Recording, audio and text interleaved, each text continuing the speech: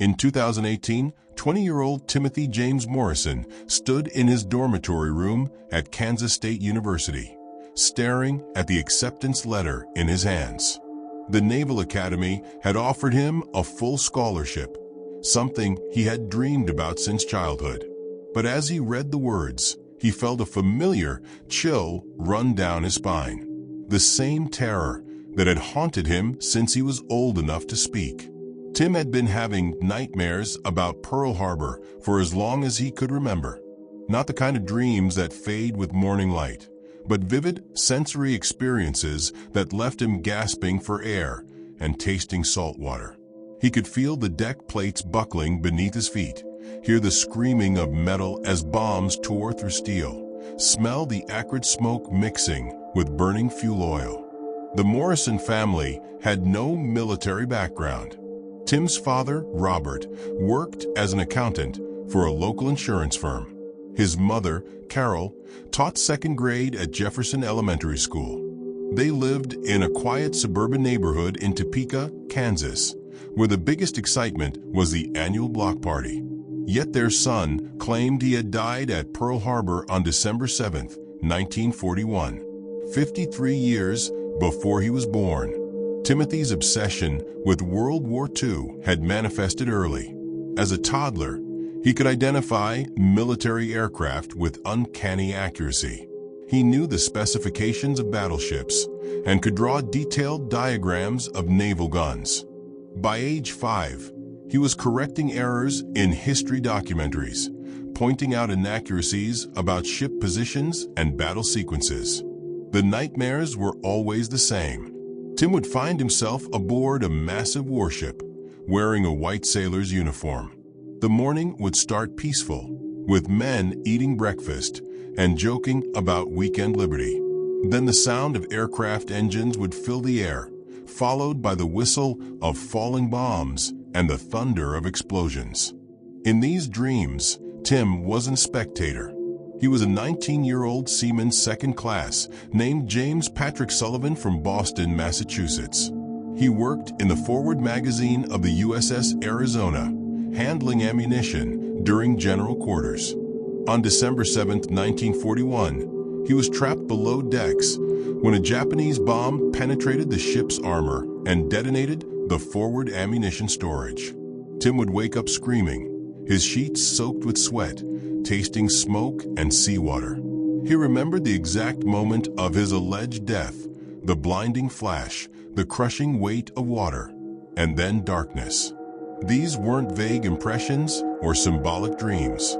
They were detailed, consistent memories that had remained unchanged since his earliest childhood.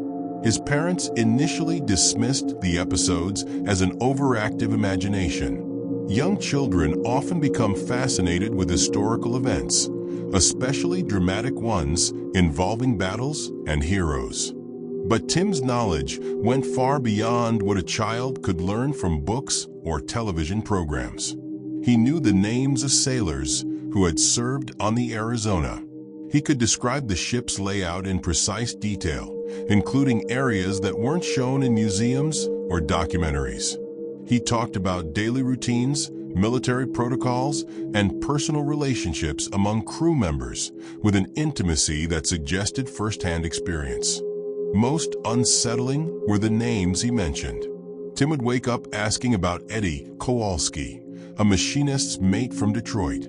He worried about Smitty, a cook from Alabama who had a pregnant wife back home. He talked about Chief Martinez, a career Navy man who had served on 3 different ships.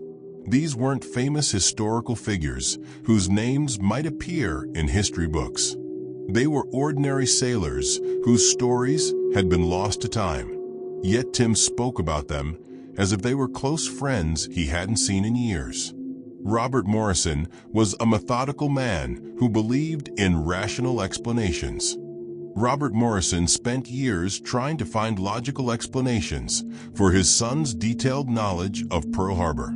He searched their home for forgotten history books, questioned relatives about war stories they might have shared, and monitored Tim's television viewing to identify possible sources of information. Nothing he found could account for the specificity and consistency of Tim's memories. The breakthrough came during Tim's junior year of high school in 2015. His American history teacher, Mrs. Patricia Henderson, assigned a research project on World War II. Students were required to interview veterans or their families and present their findings to the class. Tim chose to research the USS Arizona, despite his parents' concerns about triggering his nightmares. For weeks, Tim immersed himself in naval records, survivor testimonies, and archival photographs. He contacted the Pearl Harbor Survivors Association and spoke with elderly men who had witnessed the attack firsthand. What he discovered both validated and disturbed him. The names he had been mentioning since childhood appeared in official crew rosters. Edward Eddie Kowalski had indeed served as a machinist's mate second class aboard the Arizona. Harold Smitty Smith worked in the galley and had a pregnant wife named Dorothy in Mobile, Alabama. Chief Petty Officer Rafael Martinez had served on the Arizona for 2 years before the attack. All 3 men had died on December 7, 1941. Their bodies were never recovered. More troubling was Tim's description of James Patrick Sullivan, the sailor he claimed to have been. According to Navy records, Seaman Second Class Sullivan had been assigned to the Forward magazine crew. He was 19 years old, from South Boston, and had enlisted 6 months before the Pearl Harbor attack. His service record matched Tim's memories perfectly. Tim's research project became an obsession. He spent hours studying photographs of the Arizona's crew, searching for images of the men he remembered. When he found a group photo taken in October 1941, he immediately identified several faces, pointing out sailors by their nicknames and describing their personalities. The presentation Tim gave to his history class was unlike anything Mrs. Henderson had heard before. Instead of reading from notes or textbooks, Tim spoke from personal memory. He described the Arizona's daily routines, the relationships between crew members, and the social dynamics aboard a World War II battleship with remarkable authenticity. He talked about Eddie Kowalski's homesickness and his habit of carrying his girlfriend's photograph everywhere. He described Smitty's concern about his wife's pregnancy and his plans to name the baby James if it was a boy. He mentioned Chief Martinez's strict discipline and his pride in maintaining the ship's combat readiness. Most powerfully, Tim recounted the morning of December 7th from the perspective of someone who had been there. He described the peaceful Sunday routine interrupted by the sound of aircraft engines. He talked about racing to battle stations, the confusion when the first bombs fell, and the terrible realization that America was under attack. Mrs. Henderson was deeply moved by the presentation, but she was also troubled by its emotional intensity. Tim wasn't delivering a research report. He was reliving a traumatic experience. She recommended that the Morrison family seek professional guidance to help Tim process his overwhelming connection to these historical events. Dr. Michael Reeves, a psychologist specializing in trauma and memory, began working with Tim in the spring of 2016. Dr. Reeves had never encountered a case quite like Tim's. The young man displayed none of the typical signs of psychological disturbance or dissociative disorders. His memories were consistent, detailed, and emotionally authentic, but they concerned events that had occurred decades before his birth. During their sessions, Tim described not just the attack itself, but the entire experience of military service in 1941. He knew Navy regulations, shipboard procedures, and cultural details about American life in the early 1940s. He spoke about rationing, popular music, and social attitudes with the familiarity of someone who had lived through that era. Dr. Reeves conducted extensive psychological testing and found Tim to be mentally healthy, intelligent, and emotionally stable. However, he noted that Tim exhibited signs of survivor guilt and post-traumatic stress related to events he couldn't possibly have experienced in his current lifetime. The most significant development occurred during Tim's senior year, when his research led him to contact Margaret Sullivan O'Brien, the younger sister of James Patrick Sullivan. Margaret was 86 years old and living in a nursing home in Quincy, Massachusetts. She had been 14 when her brother died at Pearl Harbor.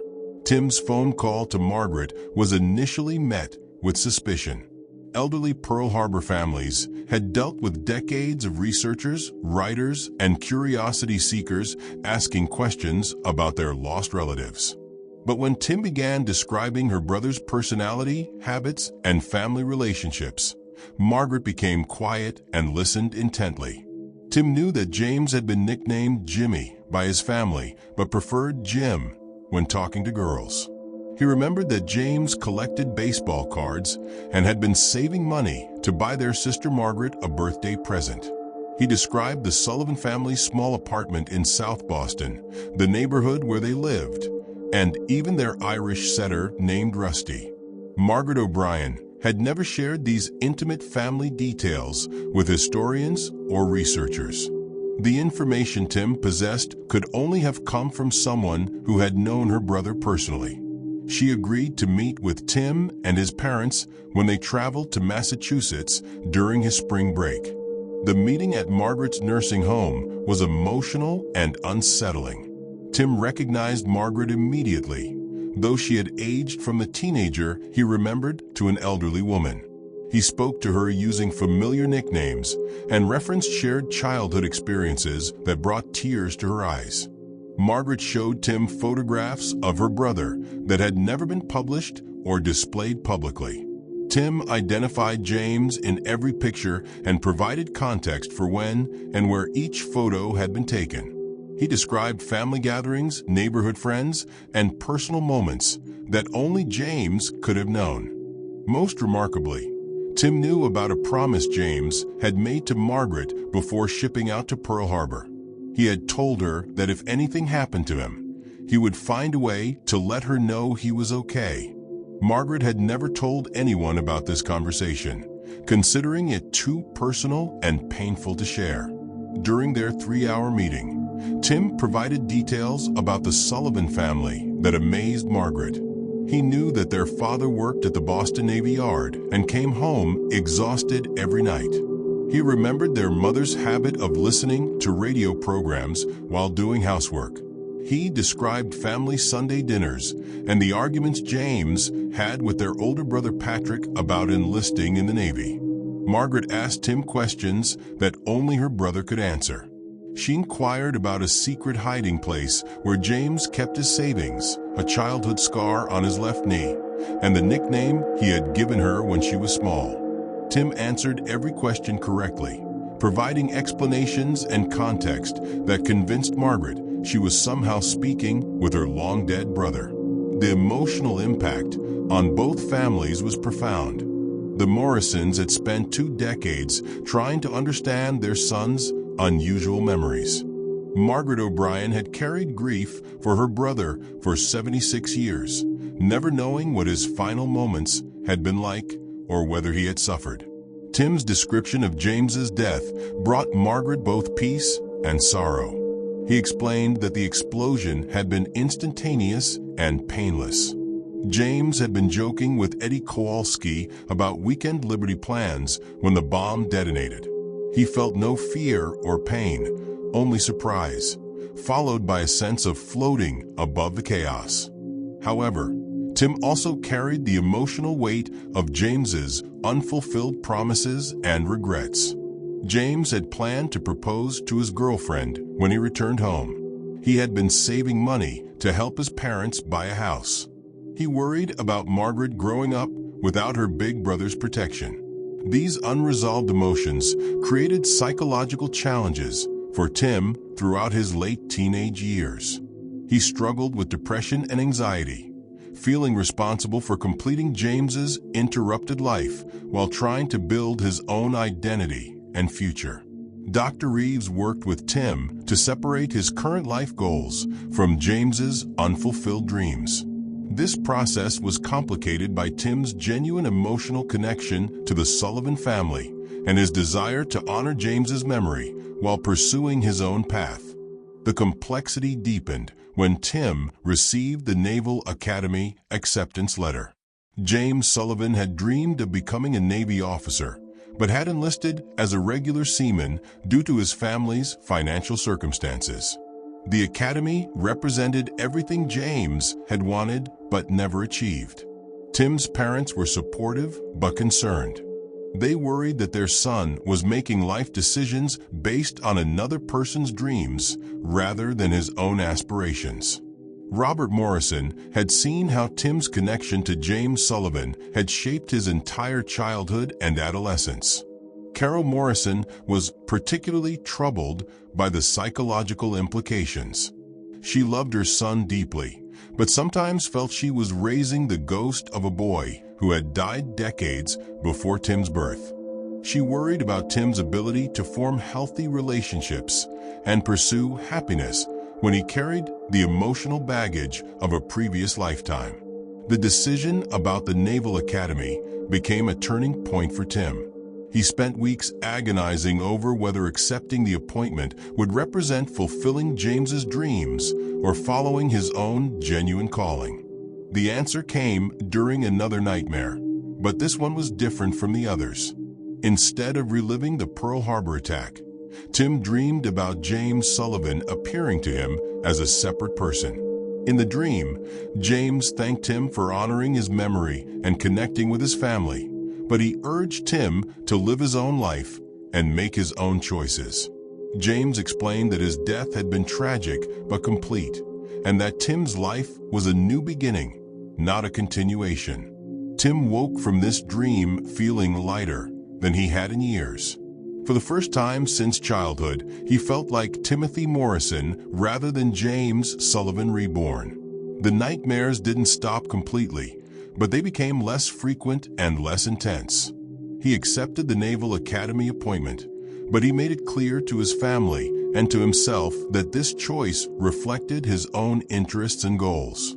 His fascination with military history, his respect for service members, and his desire to protect others were genuinely his own values, shaped by, but not limited to, his unusual memories. Tim's first year at Annapolis was challenging in unexpected ways.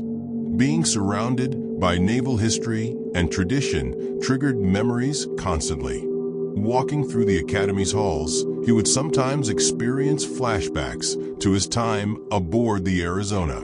The sound of ship's bells, the sight of dress-white uniforms, and the smell of salt water could transport him back to 1941. His roommates noticed Tim's extensive knowledge of World War II naval history and his emotional reactions to certain topics, but they attributed these traits to passionate academic interest rather than supernatural experiences.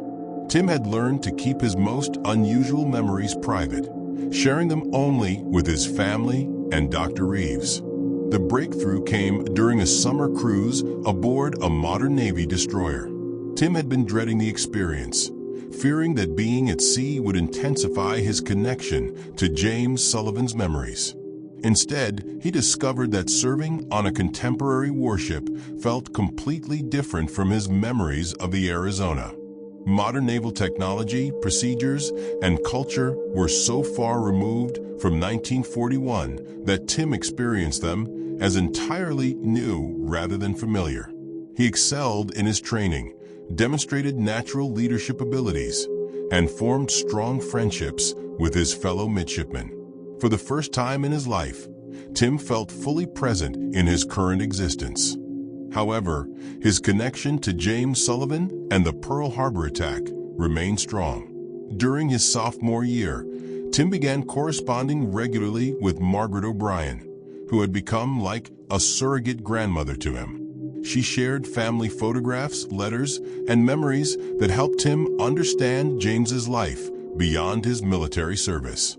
Margaret also connected Tim with other Pearl Harbor families, creating a network of relationships that honored the memory of the fallen sailors while supporting Tim's emotional healing. These families understood that Tim's memories, regardless of their origin, provided a unique link to their lost loved ones. Tim's junior year at the academy brought an unexpected opportunity that would test his emotional connection to James Sullivan in ways he hadn't anticipated. The Navy offered him a chance to participate in a commemorative ceremony at Pearl Harbor on the 80th anniversary of the attack. As part of a delegation of midshipmen, he would lay wreaths at the Arizona Memorial and meet with the few remaining survivors. The invitation filled Tim with conflicting emotions. He had never been to Pearl Harbor, despite years of vivid dreams about the place. Part of him was eager to visit the site of James Sullivan's death and pay respects to the fallen sailors. Another part feared that being there might overwhelm him with memories and emotions he had worked years to manage. Carol Morrison was particularly concerned about the trip. She had watched her son struggle with his unusual memories throughout his childhood and worried that visiting Pearl Harbor might trigger a psychological setback. However, Dr. Reeves encouraged Tim to accept the invitation, viewing it as an opportunity for closure and healing.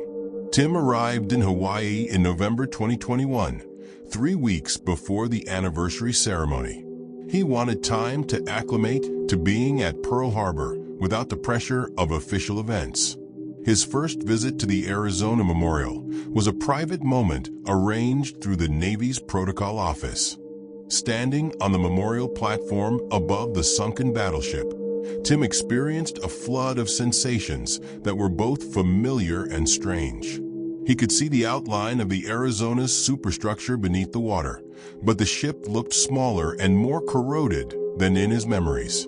The peaceful setting, with its white memorial structure and quiet dignity, contrasted sharply with the chaos and terror he remembered from December 7, 1941. Tim spent several hours at the memorial, reading the names on the marble wall and locating James Patrick Sullivan's inscription. He found Eddie Kowalski's name, Smitty's name, and Chief Martinez's name, all sailors he had dreamed about since childhood. Seeing their names carved in stone made their deaths feel real in a way that memories alone had not. The most powerful moment came when Tim dropped a lei into the water above the Arizona's hull. As the flowers sank toward the ship, he felt a sense of completion that had eluded him throughout his life. He wasn't sure whether he was honoring James Sullivan's memory or saying goodbye to a part of himself, but the ritual provided emotional resolution he hadn't expected. During the anniversary ceremony, Tim met several Pearl Harbor survivors who were in their late 90s and early hundreds. These men had been teenagers and young adults during the attack, and they were among the last living witnesses to the events Tim remembered so vividly. One survivor, 99-year-old Robert Chun, had served aboard the USS Nevada during the attack. When Tim described his memories of the Arizona's final moments, Chun listened with intense interest.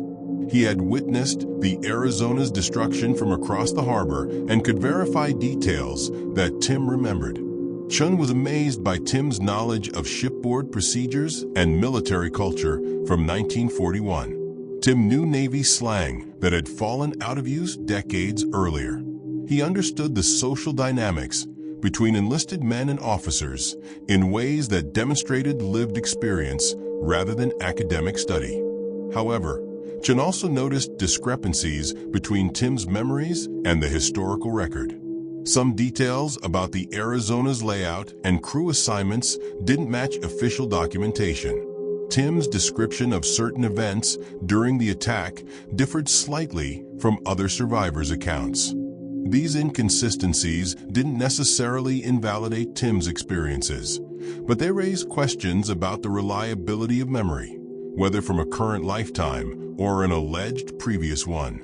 Human memory is imperfect and subject to alteration over time, regardless of its origin. The most significant encounter occurred when Tim met Dr. Sarah Nakamura, a historian specializing in Pearl Harbor research. Dr. Nakamura had spent decades interviewing survivors and documenting their experiences. She was intrigued by Tim's detailed knowledge, but approached his claims with professional skepticism.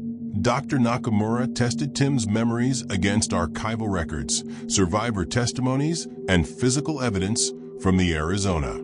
She found that his knowledge was remarkably accurate in some areas, while containing puzzling gaps and errors in others. Tim knew intimate details about daily life aboard the ship, but was vague about certain historical facts that James Sullivan would have witnessed firsthand. Most puzzling was Tim's description of relationships and conversations among crew members. While the sailors he mentioned had indeed served on the Arizona, there was no way to verify whether they had actually been friends or whether the conversations Tim remembered had ever taken place. Dr. Nakamura concluded that Tim possessed an extraordinary knowledge of Pearl Harbor and the Arizona, but the source of this information remained unexplained. She couldn't rule out reincarnation as a possibility, but she also couldn't dismiss conventional explanations for his unusual memories. The Hawaii experience marked a turning point in Tim's relationship with his alleged past life. Meeting actual Pearl Harbor survivors and historians helped him understand that his memories, while vivid and meaningful to him, were one perspective on historical events that affected thousands of people. He realized that James Sullivan's death, while tragic, was part of a larger historical narrative that belonged to the American people, not just to him personally. This understanding helped him separate his individual identity from the collective memory of Pearl Harbor and World War II. Returning to the Naval Academy after the Hawaii trip, Tim found that his nightmares had largely stopped. He still experienced occasional dreams about the Arizona, but they were less intense and traumatic than before. The memories remained, but they no longer dominated his thoughts or influenced his daily decisions. Tim's senior year was his most successful at the academy. He excelled in his studies, particularly in naval history and strategy courses. His instructors noted his exceptional understanding of military psychology and his ability to analyze historical events from multiple perspectives. He also became involved in the Academy's Pearl Harbor commemoration activities, helping to organize annual memorial services and educational programs. His knowledge and passion made him an effective spokesperson for the importance of remembering the sacrifice of World War II service members. However, Tim maintained careful boundaries around discussing his personal connection to Pearl Harbor. He spoke publicly about the historical significance of the attack and the courage of the sailors who died there, but he avoided mentioning his alleged memories of being James Sullivan. This discretion protected both his privacy and his naval career. Military culture values tradition and honor, but it also prizes practical thinking and rational decision-making. Tim understood that discussing reincarnation openly might undermine his credibility as a future naval officer. Tim graduated from the Naval Academy in May 2022 as an ensign in the United States Navy. His parents watched with pride and relief as their son achieved a goal that had seemed impossible during his troubled childhood years. The young man who had once been haunted by nightmares of a sinking battleship now stood confidently in dress whites, ready to begin his own naval career. His first assignment was aboard the USS John Paul Jones, a guided missile destroyer based in San Diego. The modern warship bore no resemblance to the World War II-era Arizona, and Tim found that serving on contemporary vessels felt completely natural rather than familiar. His memories of 1941 naval procedures had little relevance to 21st century warfare and technology. Tim excelled as a junior officer, demonstrating leadership skills and tactical understanding that impressed his superiors. His unusual background knowledge of naval history made him a valuable resource during training exercises and strategic planning sessions. However, none of his shipmates knew about his alleged connection to Pearl Harbor. The separation between his current life and his memories of James Sullivan became more pronounced as Tim embraced his role as a modern naval officer. He developed his own relationships, pursued his own interests, and made decisions based on his personal values rather than inherited memories. However, his connection to the Pearl Harbor families remained strong. Margaret O'Brien, now 90, continued to correspond with Tim regularly. She had become a treasured friend who provided emotional support and historical perspective. Through her, Tim maintained relationships with other families who had lost relatives during the attack. In 2023, Tim received news that would test his emotional stability once again. Margaret O'Brien was dying of cancer and had requested that Tim visit her one final time.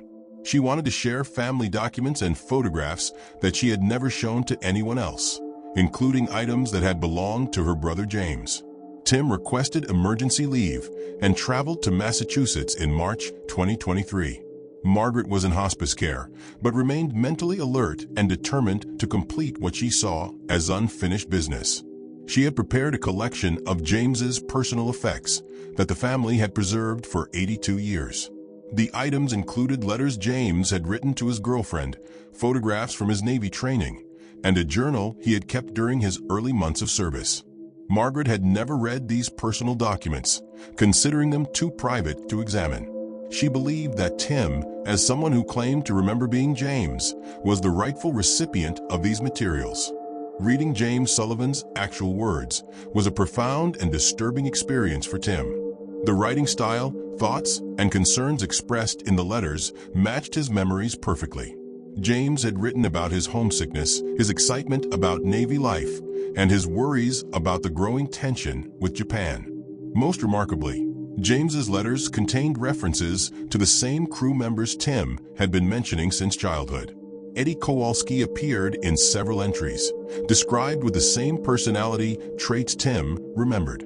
Smitty was mentioned as a friend who worried constantly about his pregnant wife.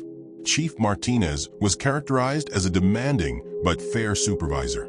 The journal entries from November 1941 were particularly chilling.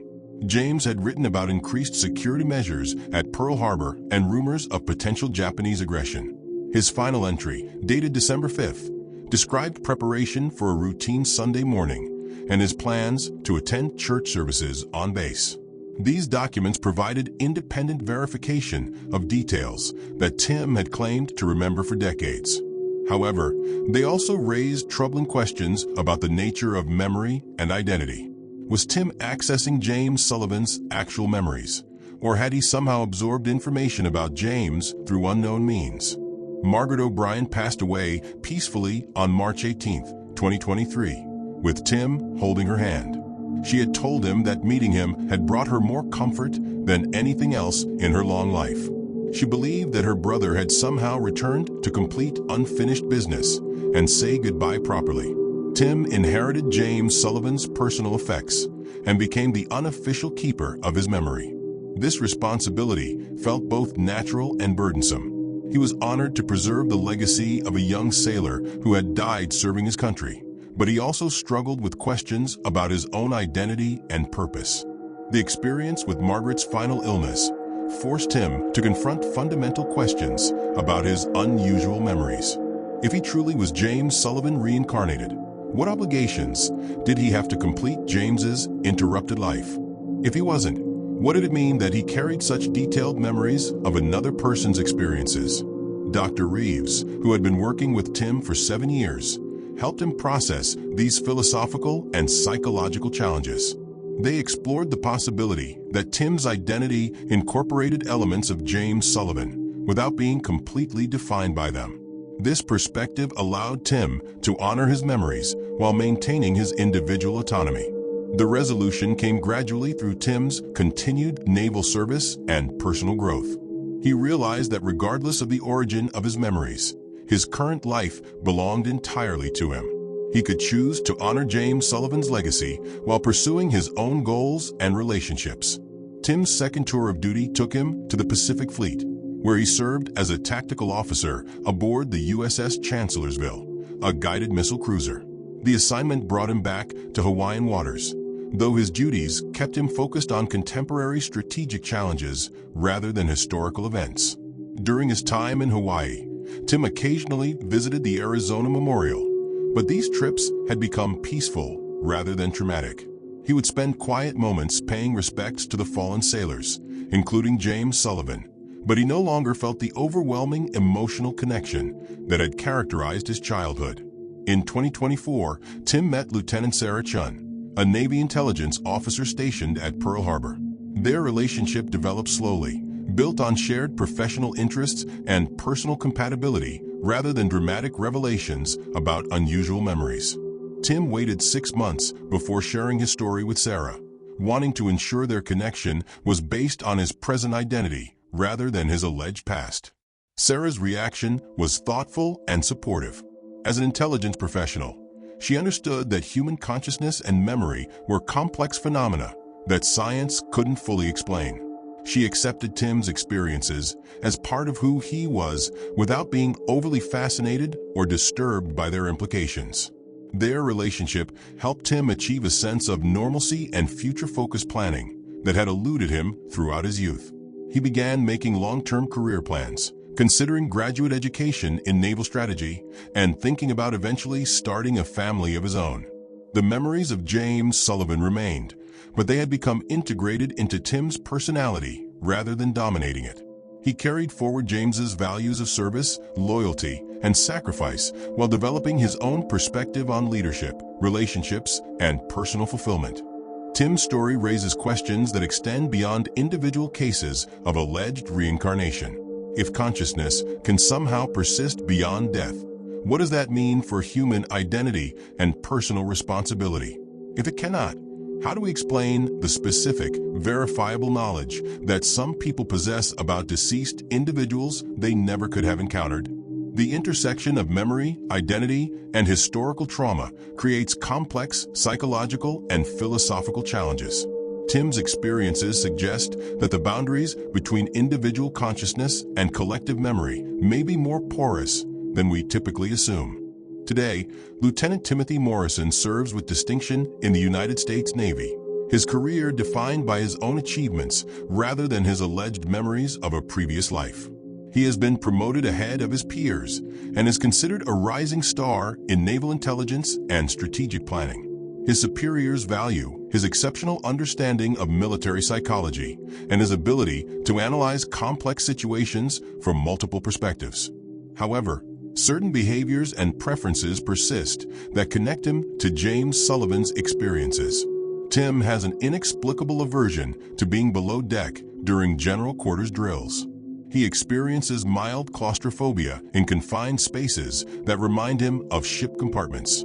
Most tellingly, he still wakes up occasionally with the taste of salt water in his mouth and the sound of explosions in his ears. Tim's relationship with Sarah Chun has deepened into a serious commitment. They became engaged in December 2024, choosing a date that holds no significance to Pearl Harbor or World War II history. Tim wanted their major life events to be independent of the traumatic memories that had shaped his youth. The couple plans to marry in Kansas, surrounded by Tim's family and their Navy friends. Sarah has become close to Carol Morrison, who finally feels she can stop worrying about her son's psychological well-being. After decades of concern about Tim's unusual memories, Carol sees him as a healthy, accomplished adult who has successfully integrated his complex past into a promising future. Robert Morrison, now retired, remains privately convinced that something extraordinary happened to his family. He has kept detailed records of Tim's statements and experiences over the years, creating an archive that documents one of the most compelling cases of alleged reincarnation in American history. However, he has never sought to publicize or profit from their story. The Morrison family's decision to maintain privacy has protected them from the media attention and skepticism that often surrounds reincarnation claims. Tim's naval career might have been jeopardized by public association with supernatural phenomena, and the family values his professional success over potential fame or financial gain. Dr. Reeves continues to study Tim's case as part of his broader research into consciousness and memory.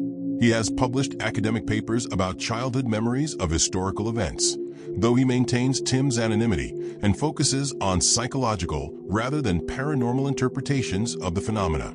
The research has attracted attention from consciousness studies programs at several universities. However, Dr. Reeves emphasizes that Tim's case, while fascinating, represents just one data point in a complex field of inquiry. He cautions against drawing broad conclusions about reincarnation based on individual experiences, regardless of how compelling they may seem. Margaret O'Brien's death marked the end of Tim's direct connection to James Sullivan's family and historical period. The elderly woman had served as a bridge between Tim's memories and verifiable historical facts. Without her presence, Tim feels less obligated to preserve James's specific legacy and more free to pursue his own path. However, Tim has maintained relationships with other Pearl Harbor families through the Pearl Harbor Survivors Association and related organizations. He participates in annual commemorative events and educational programs, sharing historical knowledge and honoring the sacrifice of World War II service members. His involvement in these activities reflects genuine personal values rather than inherited obligations. Tim believes strongly in military service, historical remembrance, and honoring those who died defending their country. These beliefs may have been influenced by his memories of James Sullivan, but they have become authentic parts of his own character. The question of whether Tim's memories represent actual reincarnation remains unresolved and may be ultimately unanswerable. The evidence supporting his claims is substantial but not conclusive. The details he knew about James Sullivan's life, the Arizona's crew, and Pearl Harbor events exceed what could reasonably be expected from conventional learning sources. However, alternative explanations remain possible. Human memory and consciousness are far more complex than current science can fully explain. Tim might have absorbed information about James Sullivan through unknown psychological processes rather than supernatural ones. The mind's ability to construct detailed, consistent false memories has been documented in other contexts.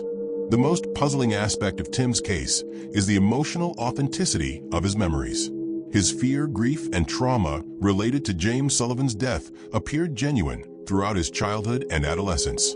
These emotions were not performed for attention or benefit. They caused Tim significant distress and social difficulties. If the memories were fabricated or absorbed from external sources, it's unclear why they would be accompanied by such powerful emotional responses. The psychological impact on Tim was real, regardless of whether the memories themselves represented actual experiences from a previous life. Tim's story also raises questions about the relationship between individual identity and historical trauma. His experiences suggest that the pain of war and loss might somehow transcend individual lifespans, affecting people who had no direct connection to traumatic events. This possibility has implications for understanding how societies process collective trauma and historical memory. If consciousness can somehow carry forward unresolved experiences from previous generations, it might explain persistent patterns of conflict, reconciliation, and healing in human communities. Skeptics argue that Tim's case demonstrates the power of suggestion and the human tendency to find meaning in coincidental events. They point out that thousands of people have claimed memories of past lives, but very few cases have been subjected to rigorous investigation or verification. The selective nature of such memories also raises questions about their authenticity. If reincarnation occurs, why do most people remember only dramatic or traumatic deaths? Why do more people recall ordinary lives or peaceful deaths? The prevalence of memories involving famous historical events or tragic circumstances suggests psychological rather than supernatural explanations. Nevertheless, Tim's case has contributed to ongoing scientific research into consciousness, memory, and personal identity. Whether his memories represent reincarnation, cryptomnesia, or some other phenomenon, they demonstrate the remarkable complexity of human psychological experience. Dr. Ian Stevenson's research at the University of Virginia documented hundreds of similar cases worldwide, though few involved as much verifiable detail as Tim's experiences. The accumulation of such cases has led some researchers to consider reincarnation as a legitimate area of scientific inquiry. while others remain skeptical about the methodology and conclusions of consciousness studies. Tim himself has reached a pragmatic accommodation with the mystery of his memories. He accepts that he may never understand their ultimate origin or meaning. What matters to him now is living authentically in the present while honoring the values and relationships that have shaped his character. As Lieutenant Morrison continues his naval career, he carries forward lessons learned from both his current experiences and his alleged memories of James Sullivan. He understands the cost of military service, the importance of brotherhood among service members, and the responsibility to protect those who cannot protect themselves. Whether these insights come from reincarnation, extraordinary empathy, or some other source, they have made Tim an exceptional naval officer and a compassionate human being. His story reminds us that consciousness, memory, and identity remain among the deepest mysteries of human existence. Tim Morrison still dreams occasionally about Pearl Harbor, but the nightmares have been replaced by more peaceful images. He sees the Arizona as it appears today, a memorial to sacrifice rather than a scene of destruction. In these dreams, he feels a sense of completion and gratitude rather than fear and trauma. Perhaps this transformation represents the healing of old wounds, whether they belong to James Sullivan or to Tim himself. Or perhaps it simply reflects the natural process of psychological growth and integration that allows all of us to make peace with our past and embrace our future. The truth, like consciousness itself, remains beautifully and mysteriously beyond our complete understanding.